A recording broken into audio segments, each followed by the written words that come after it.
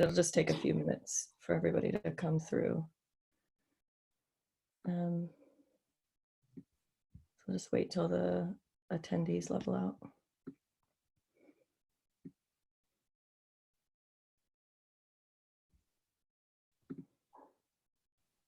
I forgot to check how many people were registered.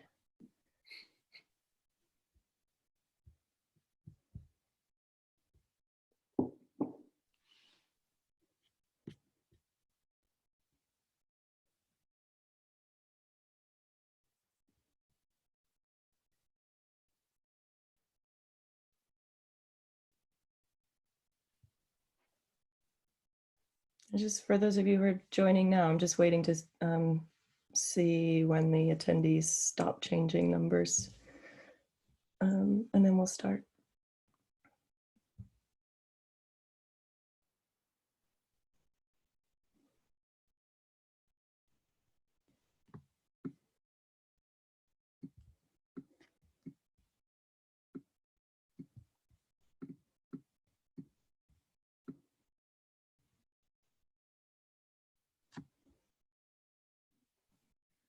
All right, I think we'll start now. So welcome everyone. I've lost track of what number this is in the series, but there are at least 30 talks now. And I'll just do the housekeeping first, and then I'll introduce Fletcher. So I just want to remind everybody that we are using our home internet like you are, and we might have some glitches. If anything cuts out and we have to end the webinar, we will restart it, and you should be able to use the same link that you used to join it to get back in.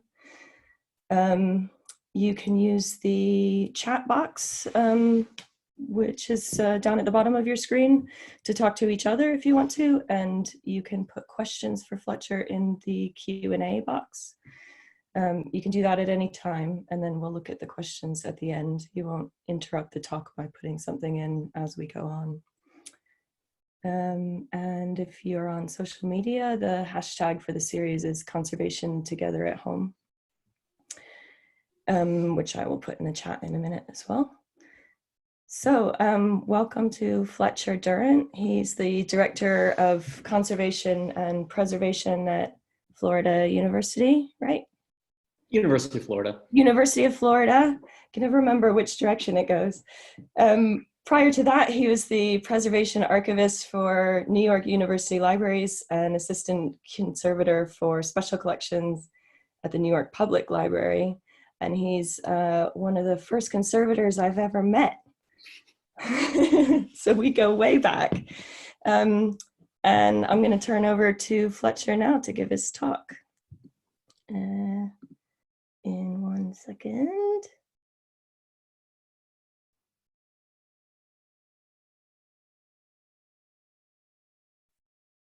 All right.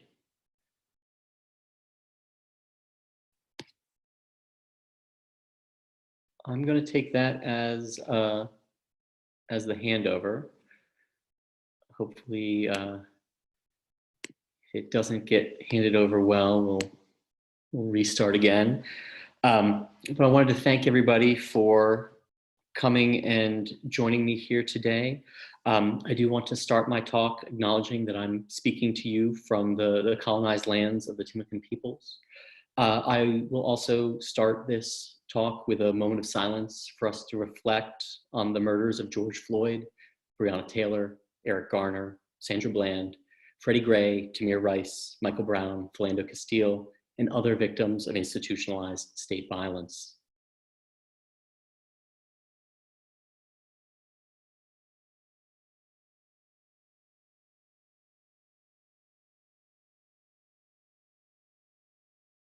Thank you. A version of this talk was first given at the American Institute for Conservation annual meeting in 2019. We are today living in a world that is very different than a year ago, and yet in many ways is unchanged. It has been a year filled with horrors and loss and sadness, but perhaps also a year of reckoning and reflection that has opened up possibilities for change. This talk has been sparked by scholarship and activism from participants and practitioners in libraries, archives, and museums to challenge claims of neutrality and the embedded structures of racism in our institutions. It's work that spurred me to consider the structures that are in place in our field and spurred me to undertake a deeper examination of my actions, the approaches that I take in my work, and the type of work that I'm even able to engage with within the confines of my employment. I hope that this talk sparks similar considerations as part of a larger constellation of conversations that we, conservators, need to have as a field to understand our role and our impact on heritage and on society. I do want to point to two texts that I think say far more on the topics of race, equity, inclusion than perhaps I can today. First is Ashley Brown's recent piece in Icon News describing her experiences as a Black woman in Britain's heritage sector. I think that this perspective is very important for us all to read and reflect on, as it is likely very different from our own, and likely more revealing, as I said, than my self-reflection will do here today. I also want to say that her inclusion of links to UK heritage demographic data allowed me to tailor this talk a little more to our British audience, so I thank her for that as well. Second is Sanchita Balachandran's 2016 AIC talk, Race, Diversity and Politics in Conservation, Our 21st Century Crisis. The full text of her paper is available on the AIC website, and I think it is required reading for all conservators. This talk brought the interplay of race and conservation into focus for me in a way that my previous research and consideration of conservation treatment decision-making had always shied away from. Indeed, my frustration in late 2018 at how little had been done or publicly discussed since her presentation is what drove me to propose this talk in order to continue a public conversation of these vital issues. The concept of neutrality may seem like an unusual way to frame our work as conservators, but I think that we like to see ourselves as providing a service to society through our work on heritage, and not about taking a side or making a choice to weigh in on contested social issues. We preserve pieces of historical evidence that allow others to weave bigger narratives of history and culture. And this is an easy stance for many of us to take because of who we are, how we present, the institutions we work for, and the parts of society that we regularly encounter in our profession. However, we need to reflect on whether conservators are neutral actors in the preservation of heritage, or if we actively engage in making choices to influence what is preserved and how society might interpret those objects in the future. AIC defines conservation as the profession devoted to the preservation of cultural property for the future, a goal that has always spoken to me in its simplicity and universality. When I speak of conservation as being a neutral process, it is this idealized conception of a field devoted to the preservation of all cultural property that I picture. Something is damaged, something is mended, a service performed to society. However, in her 2018 piece on libraries, Fobazi Attar termed something like this vocational awe, a belief that our work is unquestionably good and we should unquestioningly undertake it without considering who or what is left out. In practice, conservation is neither so simple nor so universal.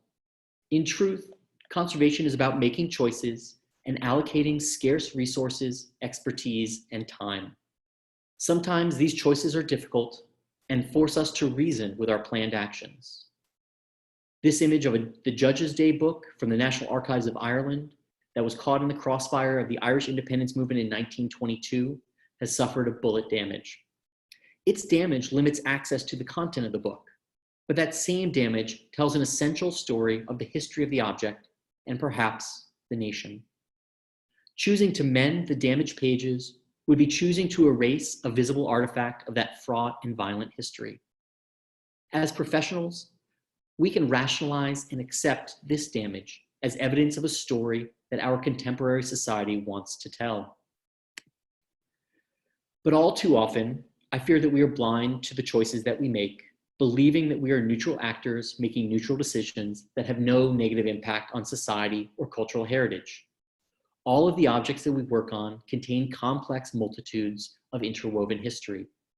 It is our job as conservators, in consultation with curators and owners and stakeholders, to decide which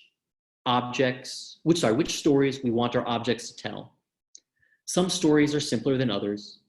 An accident in transit causes an artifact to break. A patron writes in the margin of a book. A local stakeholder undertakes a restoration that differs from how our professional ethics dictate that we would approach it.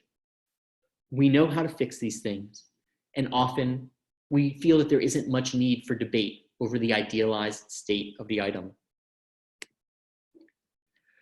The Buddhas of Bamyan were built along the Silk Road in the 6th century CE and destroyed in March 2001 by the Taliban government of Afghanistan. Alternatingly, their destruction was described either as a protest against international aid used to support the preservation of the statues during a local famine, or as an act of iconoclasm. The international community was horrified by this action, pointing to the so-called barbarism of the fundamentalist Islamic regime. Following the unrelated American invasion and installation of a Western-supported government, some local and international stakeholders have discussed rebuilding the statues, including the image shown here of a 2015 installation of a holographic laser light reproduction. The Taliban, the US, and the Kabul government remain in peace negotiations to determine control of the nation and likely the future of the Bamiyan heritage site. On April 9th, 2003, as US military forces began to occupy Baghdad, a group of US Marines and Iraqi citizens pulled down a 39-foot tall statue of soon-to-be deposed ruler Saddam Hussein in Firdos Square. The act was understood in the American media as a symbol of regime change, an act of freedom by a newly liberated people. The winners of a conflict memorializing their new society and refusing to bow to the oppression that had come before. 17 years later, restoring the statue would frame a very different message about the Ba'athist regime and the American invasion of Iraq.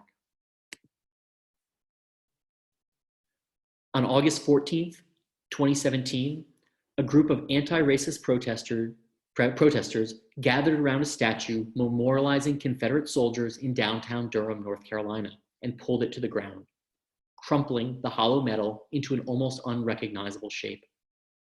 The metal is still stored by the city of Durham. Is this twisted bronze trash, or is it cultural property?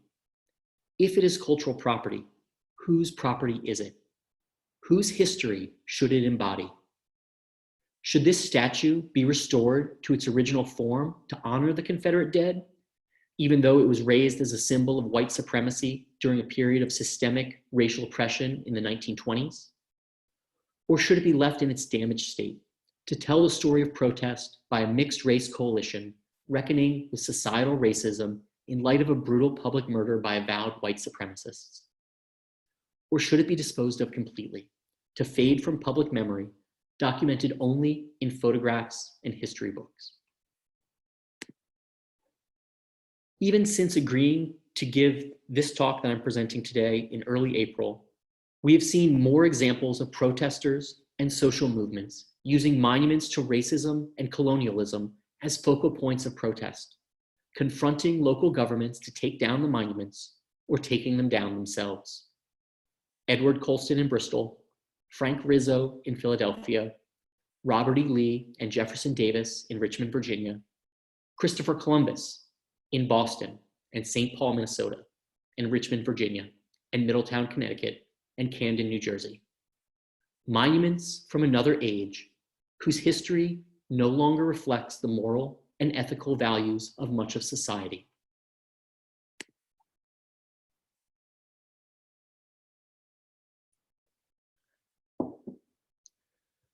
When the AIC Code of Conduct says all actions of the conservation professional must be governed by an informed respect for the cultural property, its unique character and significance, and the people or person who created it, how do we balance competing and contradictory ideas of an object's unique characteristics and significance? Which stakeholders do we allow to contribute input to our treatments? Can we respect something and erase part of its history at the same time? If we are tools in the service of society, shouldn't we be aware and clearly document whose stories we are privileging and whose stories we are erasing through our work? I ask these questions not because I think that there is a single right answer that we can use as a guide in our work, but because I believe that we need to be more mindful and inclusive in how we approach treating contested objects and more critical in how we evaluate stakeholder input. And I believe that we can, and indeed must, do this for all of our treatments. Stakeholder input is clearly important for how we approach treatment plans. Stakeholder input is also important for how we decide what gets treated. And I want to suggest to everyone listening that what we treat is very closely tied to who we allow into this and other cultural heritage fields. I will be the first to admit that the available statistics are imperfect and don't necessarily represent individual experiences or collections. But I think that it is important for us to try to situate ourselves and our work within the larger structures of our field to see how a lack of diversity influences our work, and through our work, society's construction of heritage and culture in a manner that is neither neutral, nor equitable, nor inclusive, nor fair. In the last A-star census of the North American archival profession, 89% of all archivists self-identified as white. And this lack of diversity is all too often reflected in the collections that they manage. At Arizona State University Archives, in a state that is 30% Latinx, Latinx peoples are only represented in 1% to 2% of collections. In this same state, one with the largest Native American population in the country, only 6% of the archival collections statewide contain materials on Indigenous peoples. In American libraries, the ALA membership is 86.7% white. In a recent survey of library preservation and conservation staff, the numbers are 82% white, with over 90% of professional library conservators identifying as white. In the UK, a 2015 CILIP and ARA survey found that of the 86,376 library, archives, records, information management, knowledge management, and related professionals in the field, 96.7% identify as white. From the 2018 Mellon Museum Survey in the US, we know that 80% of museum leadership and conservators are white, non-Hispanic. And additionally, 79% of American museum visitors are white, non-Hispanic. The 2017-2018 Arts Council England Diversity Report found that only 12% of all heritage staff identify as Black and minority ethnic. At major partner museums, this number drops to 5%.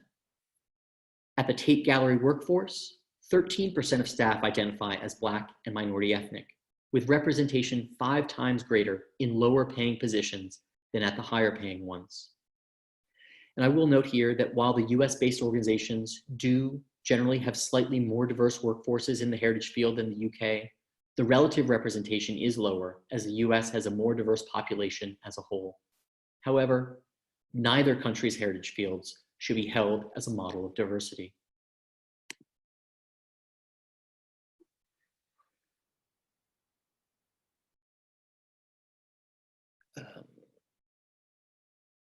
Looking at collections, let me see. Looking at collections, recent data from major US art museums show that 85% of artists are white and 75% are white men.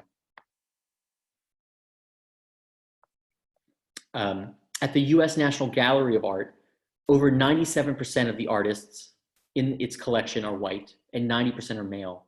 At the Museum of Modern Art, Only 11% of the artists in the collection are female, 10% are Asian, and 2% are Black. In the UK National Portrait Gallery, of the over 215,000 works, fewer than 3,000 represent Black or Asian sitters, or less than 1.4% of the collection.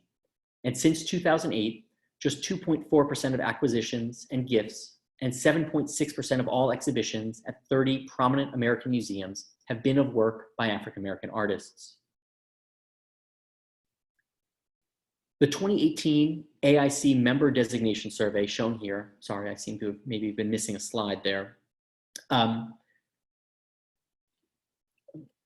Yes, the 2018 AIC member designation survey found that the membership was 92% white, a marginal improvement over the 1993 survey findings of 95% white membership.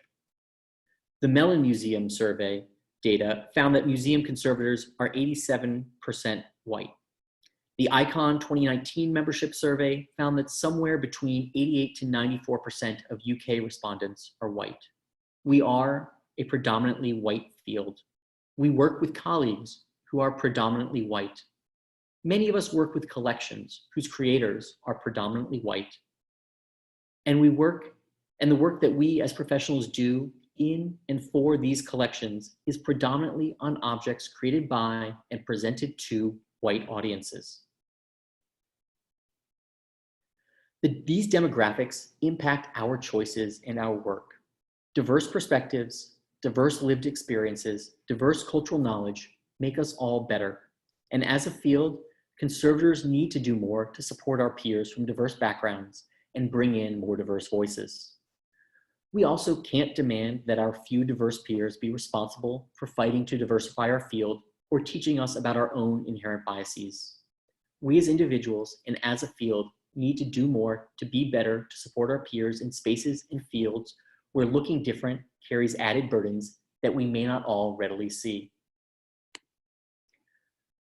We have even less data on what AIC members treat in the course of their work.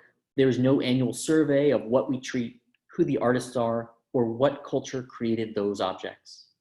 But we can look at what treatments and topics we write on, present upon, and publish in our professional literature as a potential surrogate for our treatments.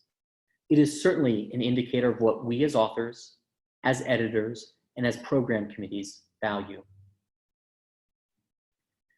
In the Journal of the American Institute for Conservation, over the 20 years from 1999 to 2018, only 18% of the 303 papers engage with non-Anglo-European subjects.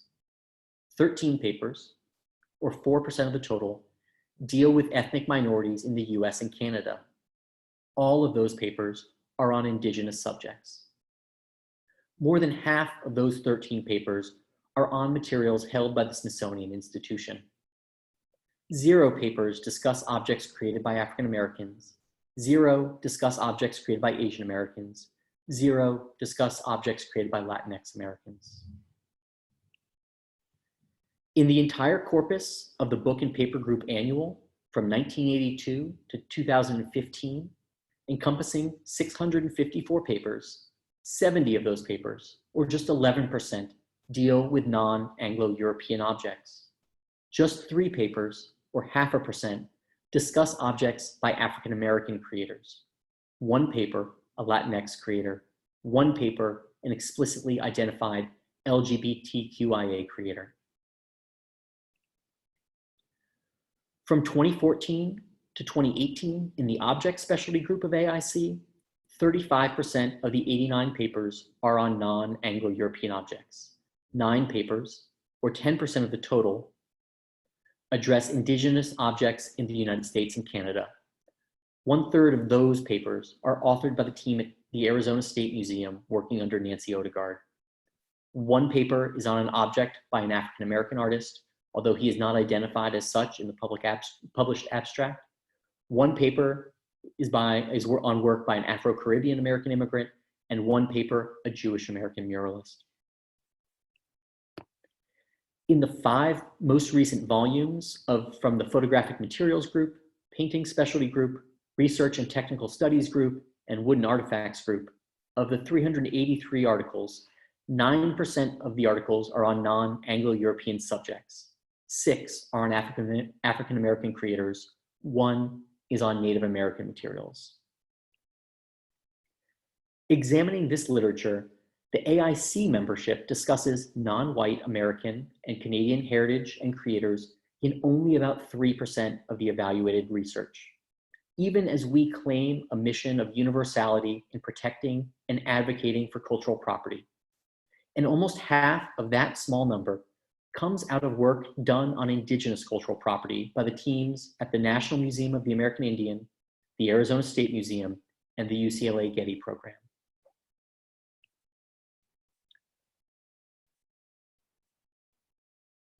Sorry, I seem to be getting caught up.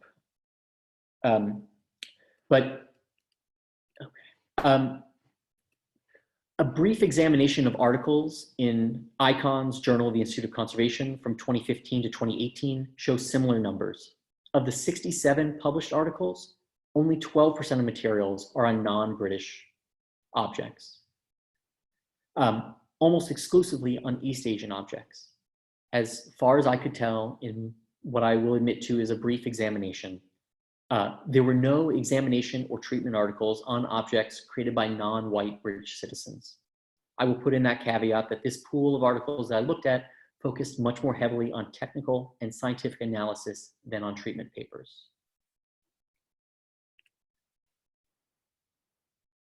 3% seems like an unreasonable amount considered in the abstract, but I reflect back on my own career, and I don't know that I've ever treated a special collections book or a manuscript by an African-American author, or a Native American author, or an Asian American author, or a Latinx author. I unquestioningly treated the pieces that were assigned to me, the items that a curator selected for conservation and ended up on my bench, books that needed to be repaired before going on exhibit, documents that had been called to the reading room by researchers and were then flagged as damaged. I spent one 18-month contract treating rare Chinese books, books that were valued by the institution because they were owned by a white Scottish missionary and sinologist. It is hard to reflect upon the work that I have done in my career and not wonder how I am meeting AIC's shared value of equity inclusion, that we are committed to the premise that the preservation of cultural heritage is inseparable from our belief that the creative achievements and histories of all peoples must be acknowledged and honored. And not to be the rude American, but of the 35 wonderful talks as part of the ICON's Conservation Together at Home series, I believe that there is only one talk on a non-Western object and one talk by a person of color, or less than 3%. We can and must do better to avoid replicating the patterns already in place. I don't have a perfect answer for how we as conservators can dramatically change the cultural makeup of what items we treat. Our work comes from private owners or is prioritized by curators out of the collections that those curators control. The authority that the conservators possess is derived from our unique perspective on the physical needs of the collections. What is damaged, what is at risk, what can be repaired. That authority comes into play in determining how conservation treatment is enacted, but not typically in what is selected for conservation treatment. And in this self-enforced isolation from the decisions of the broader institution and society, conservators make the choice, whether willfully or passively, to hide behind the shield of neutrality and absolve ourselves of responsibility for the racial and ethnic disparities of what items we treat. What items we ensure will have a better chance to survive as shared cultural heritage into the future, and what items we never see, to avoid ever having to include in our own decision-making. But I believe that conservators have a voice, and we must use it. The reality is, at least for those of us in institutional positions, we do have responsibilities for all of the collections at our institutions, whether the objects come through our labs or not. Preventive conservation allows conservators and collections care professionals to exercise our authority beyond the confines of the lab, to identify objects that may have been poorly tended to in the past, draw attention to their needs, and force action to be taken. Advocating for collections takes engagement with both the collections and the curators. Surveys and condition assessments can tell us what parts of our collections are undercared for and give us metrics to track their deterioration or improvement over time. Institutional diversity statements can be leveraged as motivators to select objects whose value has been ignored. Grant and donor funds can be advocated for and targeted to more diverse collections. Forcing our organizations to take responsibility for parts of the collection that they might not value as highly as others is part of our jobs.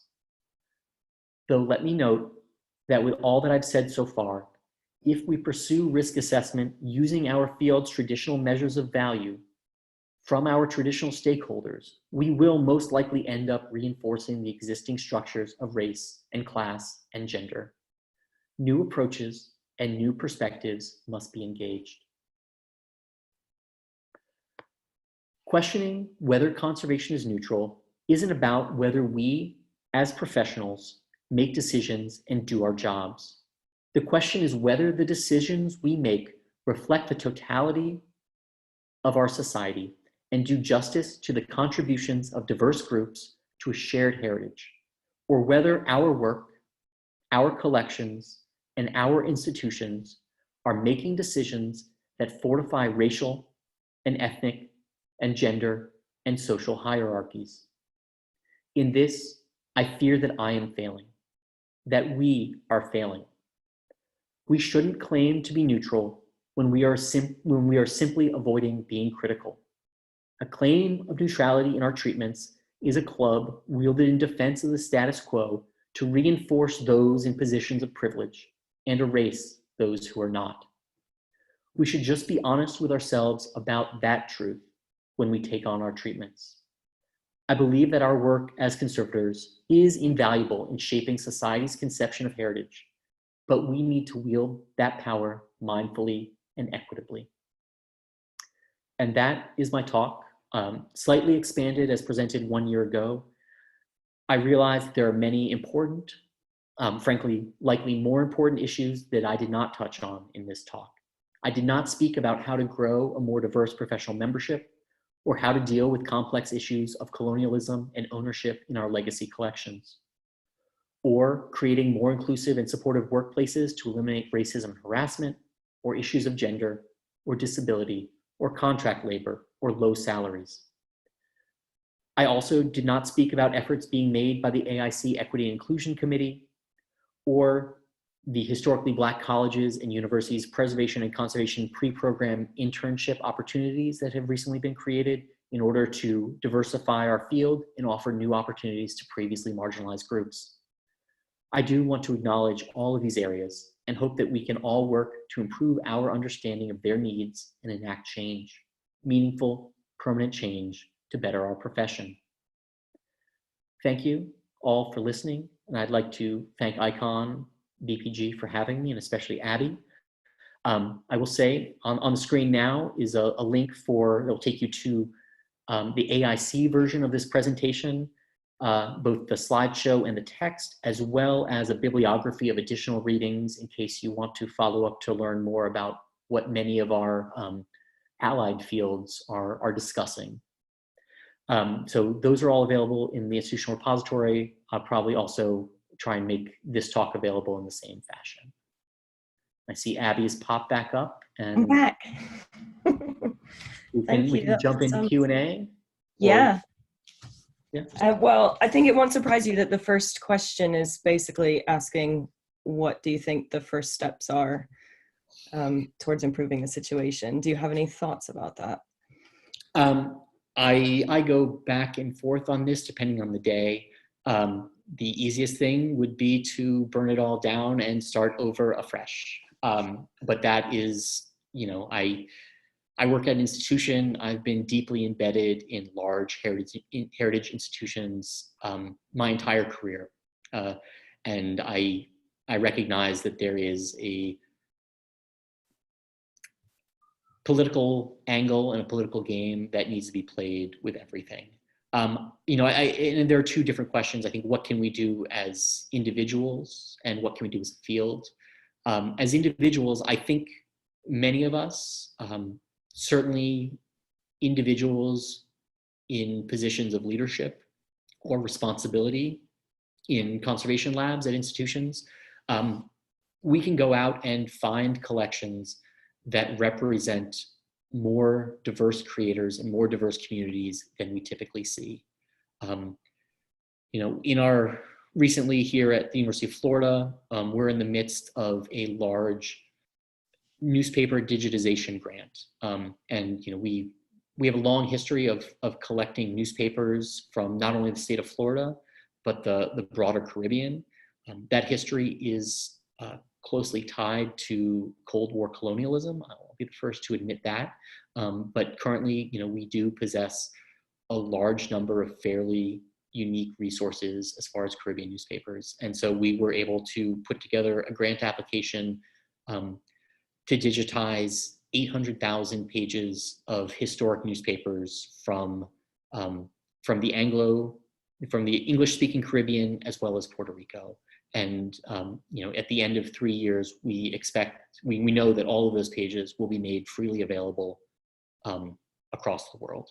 And there are caveats that these newspapers reflect, they're 19th and early 20th century newspapers on, English colonial islands. And so the newspaper publishers are almost all white, but they do hopefully provide a historic resource to communities across the Caribbean that they can use to understand and further their own histories and cultures. So there are actions like that, and we can dive into our collections to find those collections that curators have traditionally ignored and overlooked. We all know that we see collections that sit on the shelf and languish because folks say, well, no one's really interested in that. The researchers aren't interested. The communities aren't interested. And we can be more active in pulling them out into the spotlight. And if anything, social media makes it much easier to find communities that are interested in those diverse collections.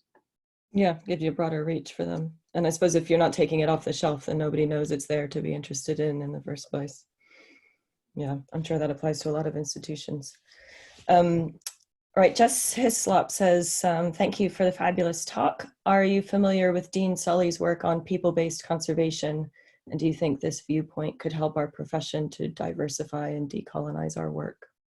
I'm not, and which is to say, I think there's been a number of different threads that have come up recently in ways for the conservation profession to engage. And so clearly I am missing this one. So it's something that I will hunt down when this talk is over. So I won't try not to speak to something that I don't know, unfortunately.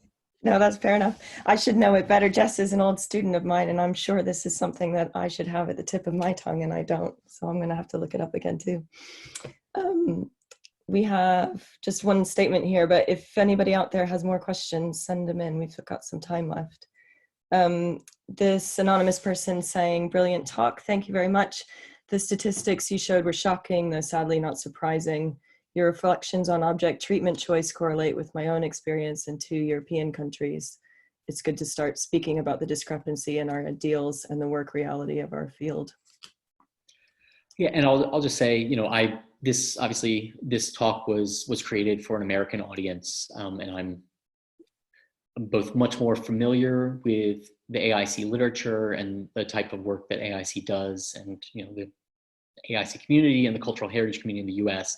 And so I did want to leave that in, but I am not surprised to see and hear that Western countries Western European countries and frankly have similar rates of interest. And there are different histories. There are different histories of oppression in the U.S. and the British Empire.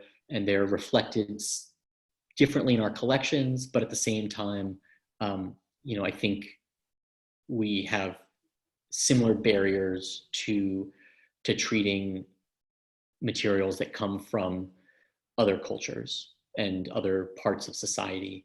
And I think it's not just race. I think there are also class and gender issues that could be looked into, and we would find, probably similar-ish top issues on those subjects. And I think those are worthwhile areas for someone to look into. I merely tailored this talk to be somewhat more specific. Yep. Frankie Levy is asking if the resources referenced in this talk will be available later. And I just wanted to say, for anyone who missed it, that I put links to those first two talks that Fletcher mentioned, or papers, in the chat. And the whole lecture itself is going to be recorded and on the website, so you can revisit the slides for the other links that he's given. Yeah, and if you Google "conservation is not neutral," it should show up right at the top. And everything, the link here is for the University of Florida's institutional repository, and everything there is freely available for download. And I encourage people to look at it and comment on it, debate it, discuss it, and hopefully build on it, or certainly correct anything where I may be mistaken. One more question from Ruth in Canada. She says, I'd like to ask if he thinks including other cultures' approach to conservation could be possible to introduce in our practice. Yes, and in some ways, I think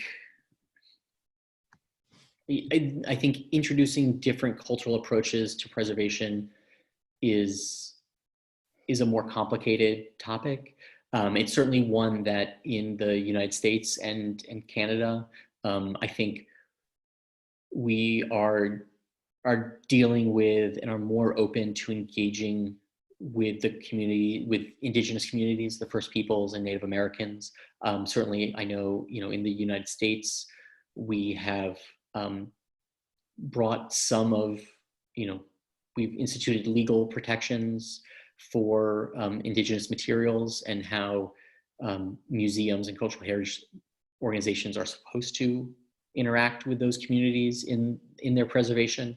I will admit, it's, as a book and paper conservator, it's not an area that I am a specialist in, but I'm also sure that it does not fully, I'm sure that it still remains somewhat one-sided with the power residing in sort of the more colonial institutions rather than the creating communities. But I think those interactions and those legal, the legal standing that we afford indigenous peoples in North America is something that we can consider somewhat as a model for how we could engage with other communities of practice for preservation and conservation.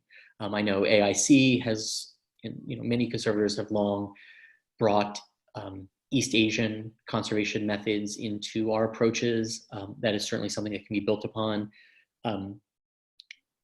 So I won't say no, but I think there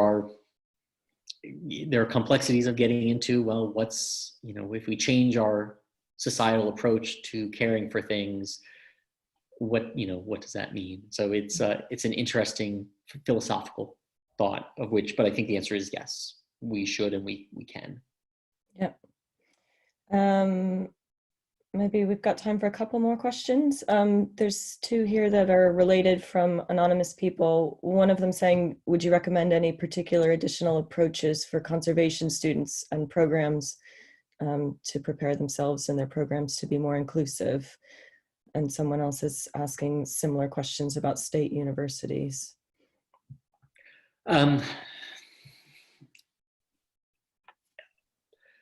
Well, if you're at a large institution, you will inevitably be brought into trainings for inclusion and diversity and cultural sensitivity.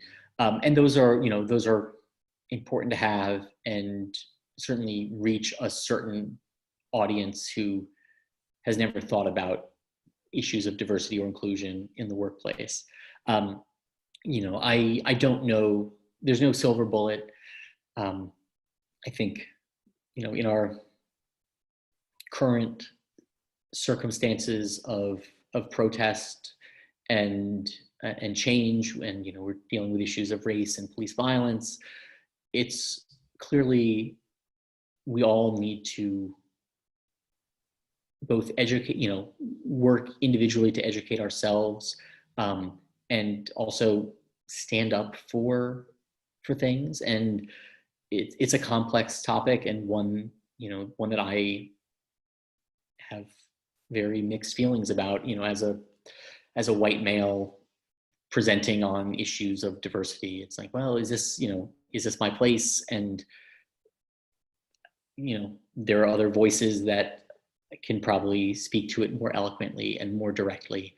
And so we need to support those voices, but also recognize that we need to all work together to move the field forward. And, I hope that my hope for the talk is that it brings conversations, and that my place as a faculty member at a large research university gives me a solid platform where I can say things that potentially challenge the norms and standards and expectations, and that other people can build on that, instead of necessarily taking a stance in opposition to our norms and expectations and being torn down. But we all have to fight, and we can fight quietly, we can fight loudly. I don't think there's a wrong way to try and improve society. Yeah. You mentioned about the diversity training that you get in the workplace. I've taught at a couple different educational institutions in the last few years, and I've done a lot of, new starter diversity training, and it all is reasonably superficial and box ticking exercise feeling, and you just kind of click through the slides and get it over as soon as possible. And I really hope that talks like this and the kind of louder voice of the Black Lives Matter movement will help provoke people into thinking about this in a really meaningful way and making meaningful change. And some of that is, I'll also say, and something that I've been trying to do more, is read Black and brown voices, and depending on what field, that also, we're talking about underrepresented groups. Conservation and libraries aren't, women's voices aren't necessarily underrepresented in our fields, but we can, that doesn't mean we can't spend more time reading women's voices. And when we do research and when we write publications, making sure that we cite those voices as well, so they then continue to reach a broader audience than before. Yeah, no, that's good. All right, I want to thank you very much, Fletcher, because I think this is also a tricky time to put yourself in the spotlight speaking about this stuff. So thank you for doing it. My pleasure. And I will say, if people are free to continue asking questions, my email address is up there. I'm also on Twitter, and I'm easy to find with my name. So feel free to reach out with any questions. I can't promise answers, but I welcome the conversations. Yeah, I think it's the conversation that's important. So great. I'll let you go. Thank you so much. Thank you, Abby. Bye.